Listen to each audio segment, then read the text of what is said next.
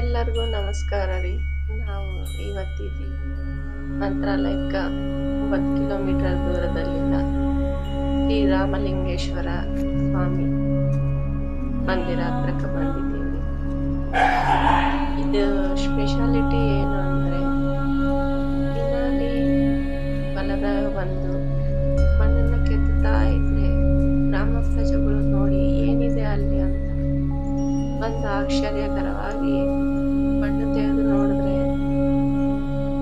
ಶಿವಲಿಂಗ ಕಾಣಿದೆ. ಅದನ್ನ ಅಲ್ಲೇ ಸ್ಥಾಪಿಸಿ ಗುಡಿ ನಿರ್ಮಾಣ ಮಾಡಿದ್ದಾರೆ. ತುಂಬಾ ಚಂದ ಇದೆ, ಸುತ್ತ ಹೊಲಗಳು.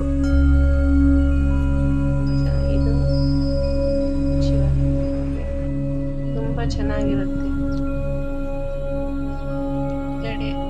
ಶ್ರೀ ಲಕ್ಷ್ಮೀ ನರಸಿಂಹಸ್ವಾಮಿ ಟೆಂಪಲ್ ಕೂಡ ಇದೆ.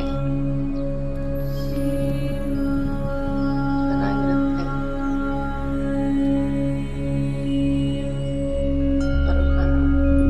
ಹಾಗೆ ಬಂದ್ರೆ ಟೆಂಪಲ್ ಹೊರಗಡೆ ಸುತ್ತ ಹೊಲಗಳು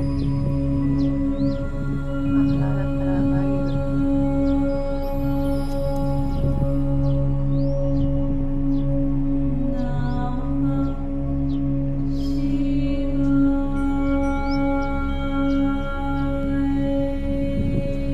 ಹಾಗೆ ಮುಂದೆ ಬಂದ್ರೆ ಹನುಮಾನ್ ಟೆಂಪಲ್, ಪುರಾತನ ಭಾರಿ ಪುರಾತನವಾಗಿ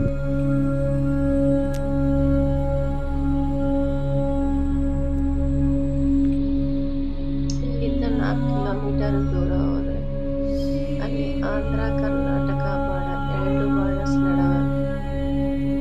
ಮಧ್ಯದಲ್ಲಿ ತುಂಗಭದ್ರಾ ನದಿ ಹರಿಯುತ್ತಿರುತ್ತೆ. ತುಂಬಾ ಚೆನ್ನಾಗಿ ಕಾಣುತ್ತೆ. ಪ್ರತಿ ಮಂತ್ರಾಲಯಕ್ಕೆ ಬಂದವರು 30 ಕಿಲೋಮೀಟರ್ಸ್